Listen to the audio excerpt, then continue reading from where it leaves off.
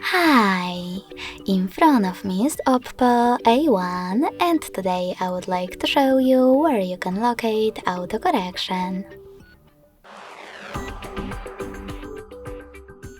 You need to begin by going into Settings and scrolling all the way down to access additional settings.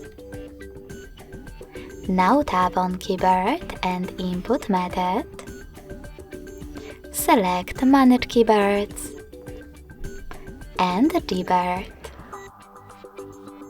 Following that, click on Text Correction, scroll down just a bit and tap on this switcher next to Autocorrection to switch it off or on.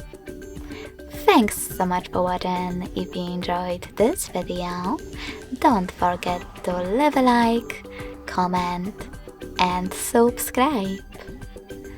Bye!